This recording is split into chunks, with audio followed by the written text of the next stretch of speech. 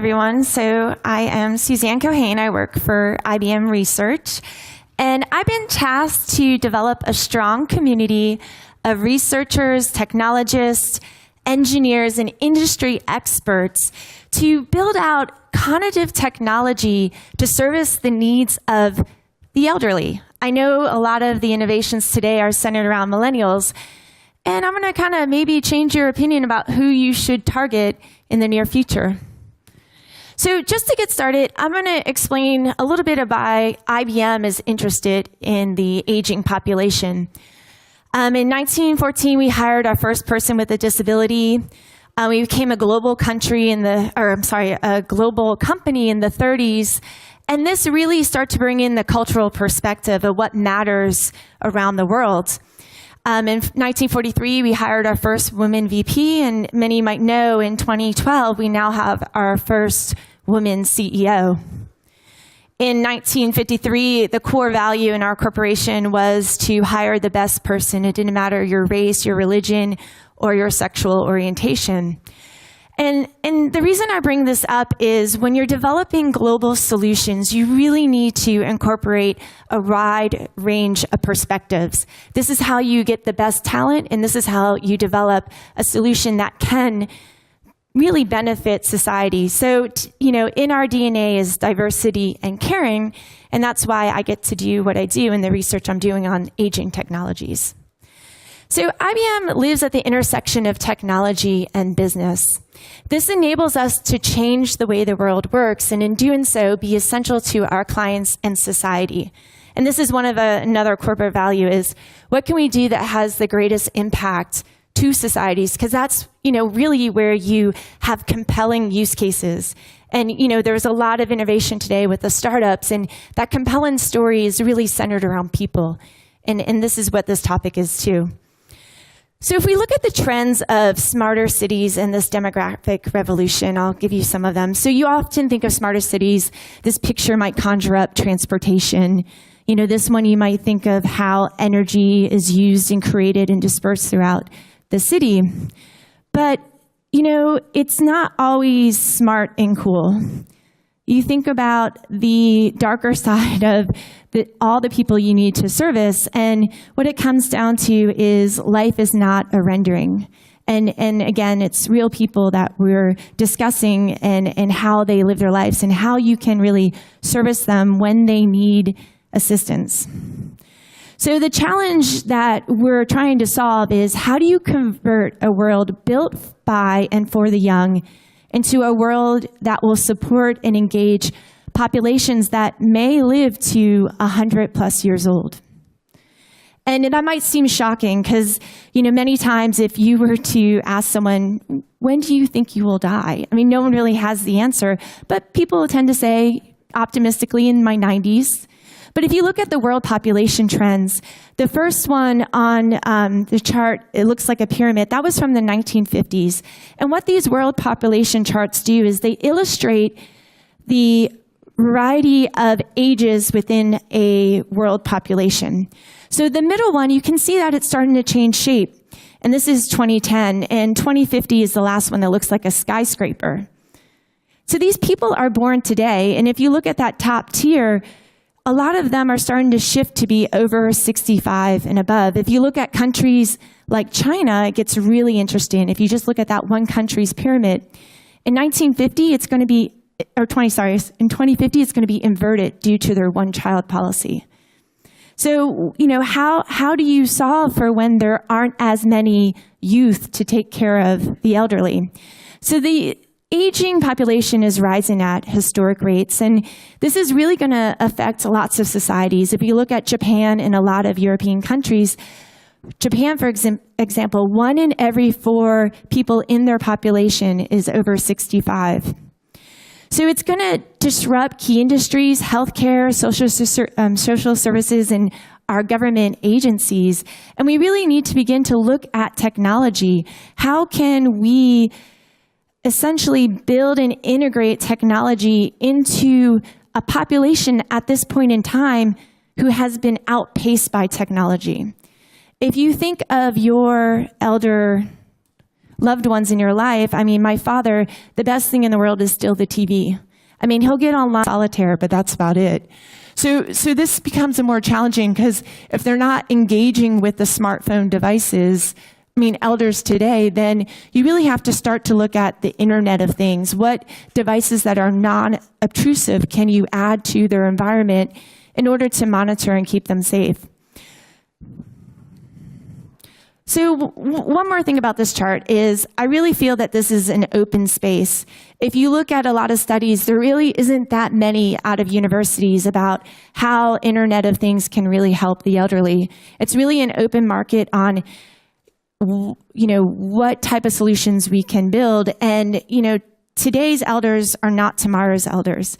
So the digital natives, as they age, will adopt technology more. So if you start to develop solutions today, you can grow with the rise in population of elders. So this is kind of a depressing chart. How many in the room are aging? Everyone should raise their hand. We're all aging, right? Built-in population to serve right there. Very depressing. So you begin to face cognitive decline at various ages depending on how you live your life. Most people first see it with glasses, you know, our bifocals, our reading glasses. The one that is most alarming to folks is cognitive decline.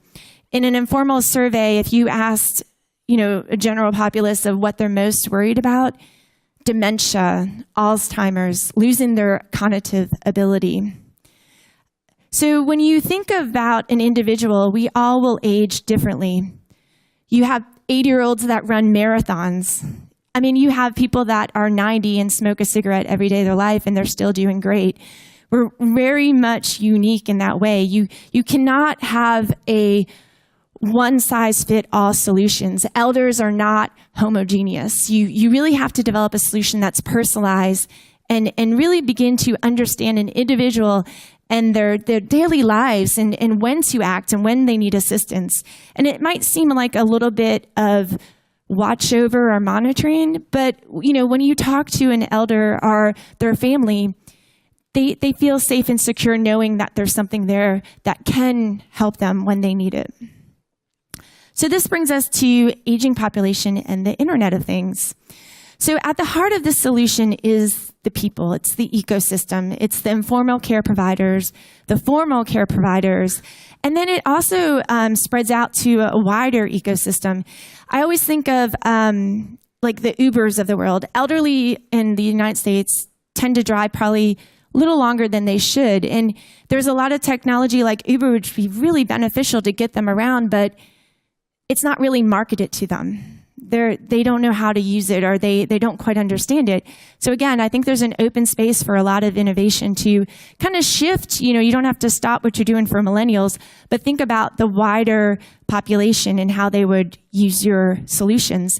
But at the heart of it, there's these fundamental needs: physical health, mental health, safety, security, and staying connected. Because isolation leads to depression. Depression leads to physical manifestations of illnesses. So how we define the Internet of Care and Things: it's a network of connected objects and cognitive systems with a clear message to actively care for people, their physical and mental well-being, their homes, their loved ones, and when applied to aging, to allow family members, doctors, caregivers to proactively monitor the health and well-being of the world's aging population. Key here is the smarter objects are what it will take, but you really do have to put the person first. So what will they adopt? You know, an elder person may not wear a Fitbit. So how can you collect the data to really monitor their well-being through different devices? And then how do you gather all of that information in order to derive insights? And that's the challenge with this type of solution. So the why now, I hope I explained the world is aging. I kind of hit that one hard. Devices are more cheaper.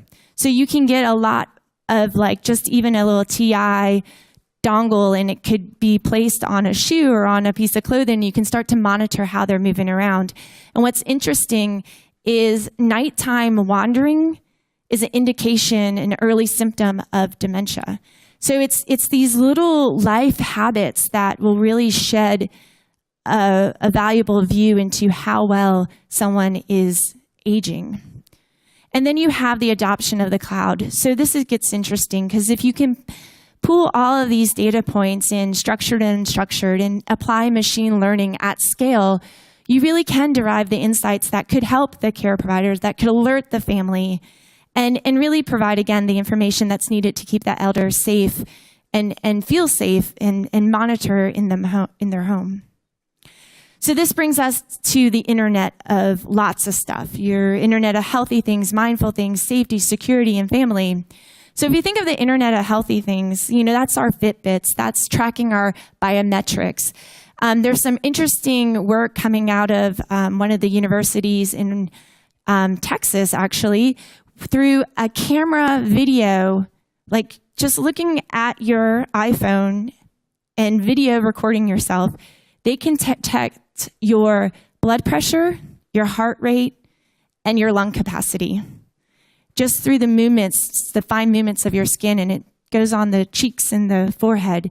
So there's a lot of ways to collect health data that might not be as obtrusive. So if you add this to, let's say, my father's favorite device, a TV, you put a little camera on, they're sitting still, you can start to check his biometric readings and then be able to monitor it over time in a way that isn't as intrusive as wearing a Fitbit or a wearable device. Obviously, the security of this becomes really important. If you're really monitoring people's daily habits, the security of this information becomes key. So not everything will be sent to the cloud. So that video, for example, you might have that on what we call computing on the edge. You'll keep it in the home on a home hub, and you don't send the video to the cloud. You might just do the analytics on that device and then send the pertinent information to be, build that holistic model of how well a person is doing, specifically an elder. The Internet of mindful things. I find this really fascinating. How do you assess someone's mental health, and how do you do that over time? Again, right now it tends to be a lot of Q&A and with a doctor, but there are different ways that we are finding to gather the information. And one is just through speech and just a normal conversation. So what you see here on this chart is a story told to an elder, and they immediately retell the story. So the graph shows that the pattern looks very similar. After 5 minutes, you start to see that it's not as tight. And that shows issues essentially recalling the details. There's another bit of research out of IBM, one of our researchers, through a 3-minute conversation, he puts speech to text and then, again, analyzes it in a graph. And what he was able to determine with his algorithm, if a person's going to have a psychotic episode within 24 hours. He's a psychiatrist, but he's now a computational neuroscience, that's what it is. And then what he's starting to do is gather more of that data to see if you can start to detect early signs of Parkinson's, Alzheimer's, and dementia. Because the key here is if you might not be able to prevent it, but then you know when to act, when someone might need additional assistance in their home or in their life. So the Internet of Caring things, a lot of our solutions will be speech-enabled. And this is one of our partners developed this toy where you interact with, I think it's called Dino, and it's powered by the Internet, powered by Watson, and it starts to personalize the conversation and the interest to a child. So as child interacts with it, it learns the child's interest and continues the story, and it makes it more engaging. So obviously, an elder might not interact with something like Dino, but a lot of people are looking at robots as a solution to replace the lack of youth to care for the elders. So would an elder interact with Pepper? This is SoftBank's Pepper. Maybe in Japan, but I'm not sure if the world will be willing to accept humanoid robots yet in our daily life as our assistants. But what if it was in a different shape?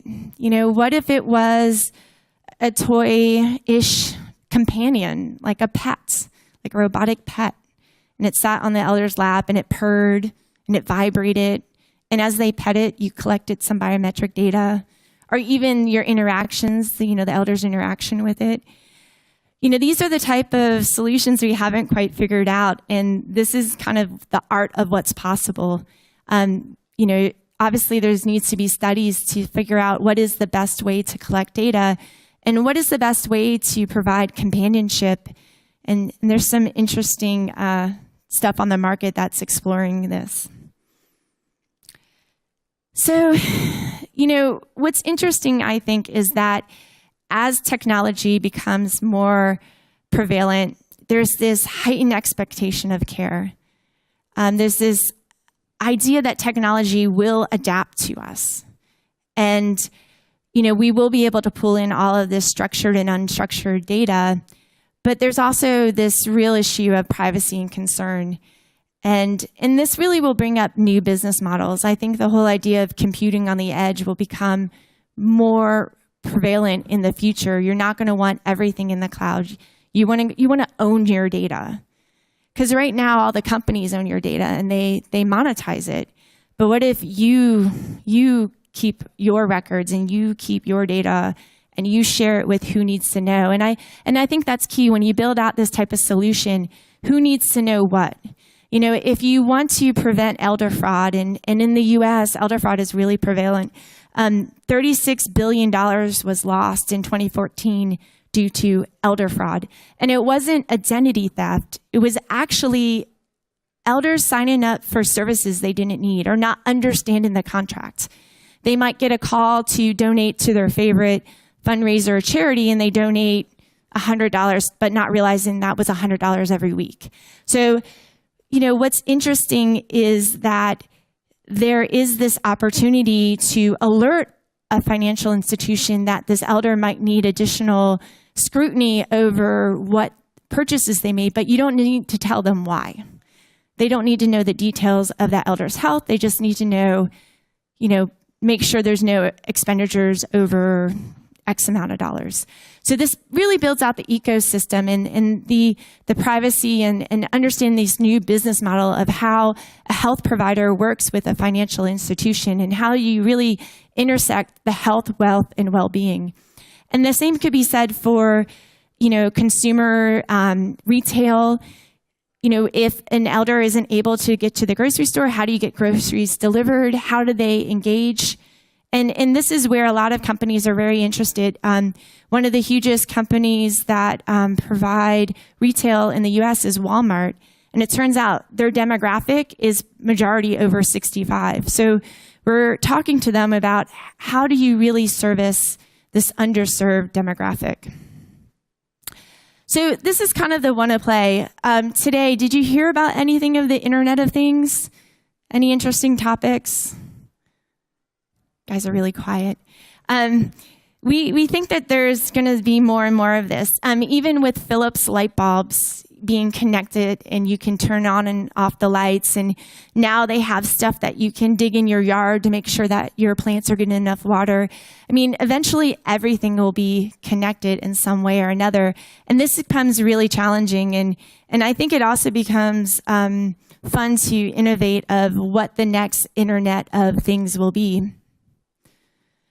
So I'm going to talk to you a little bit about one of our projects. So we have a few projects actually going on in IBM about assisting the elderly. One is in Japan, as I mentioned. Japan has 1 in every 4 people over 65. And we're working with Japan Post. It's their post office, their bank, and I think it's it's a government agency. They actually touch 85% of the Japanese people every day. So they wanted to know how they can service this growing aging demographic and how can they transform the post office to be the company that does that. Because the postman in Japan goes to every door. So what they did is they enabled the children or family members of an elder to subscribe to a service where the postman will actually knock on the door and engage the elder. And then through a simple app, just say, rate how well the interaction was. And the people, what's interesting is not everyone lives next to their aging parents, and a lot of the people have to move for job opportunities. So this gives them a chance to essentially connect with their loved ones and make sure that someone's actually visiting them and knocking on their door. It's really transformational, and there's some other clients in other countries that want to do something really similar.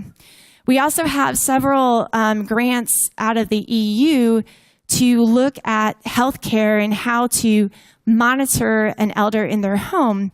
And what I think is really interesting is if you think of certain events and what you can derive from them, one of the big issues is falling, and it's 1 in every 3 elder falls, and once an elder has fallen, they are double the chance of falling again, and every 5th fall could be catastrophic, serious injuries.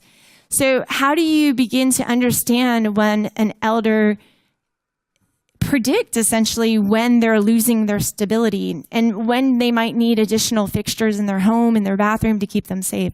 So this is a type of project that we did in Bolzano, Italy, and this is what's shown right here. It turns out the city of Bolzano has, I think, 50% of their population is over 65. They're a small city, but they have a very high population. And due to the economics of that city, many of the people have left the city. The youth has left the city to seek job opportunities elsewhere. So it's kind of left them with an aging city.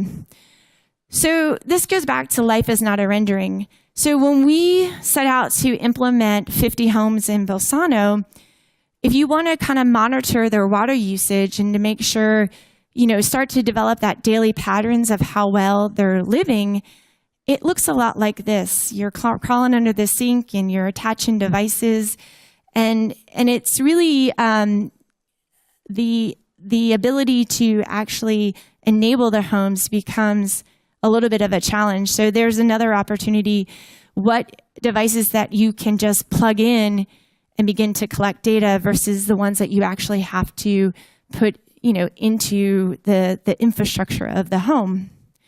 The other thing is, if you look at an elder's or any home for that matter, it's not these modern, clean, simplistic. I mean, there's a lot of stuff around. So to understand where is the best place to put these type of sensors in order not to disrupt their daily living, this is part of the challenge.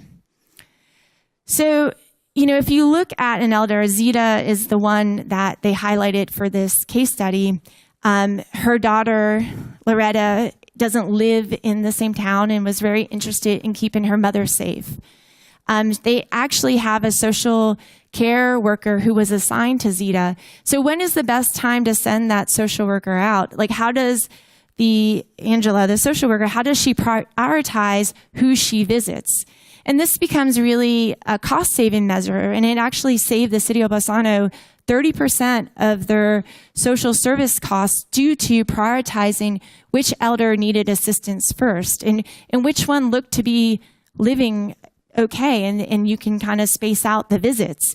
What was interesting is what we found in this study, it's not just the social services and not the primary care provider. It turns out the neighbor, this young man, would check in on Zita too. So if Stefano checked in on Zita or saw her, is there any way that he can provide that information into the system to say, yeah, I saw her yesterday, everything seems okay, and again, allocate the resources that they had in Bolzano appropriately, not just to Zita, she's doing great, but maybe someone else hasn't been seen in 24 hours and there's more concern, more alarm, they need attention sooner.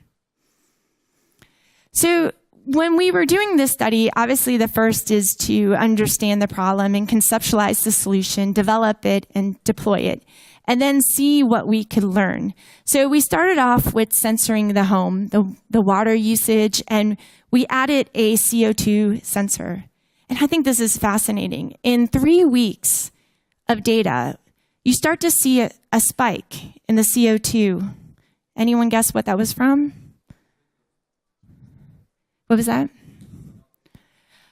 Actually, that was not it. It was in the kitchen. I'll give you more clue. It turned out they're eating.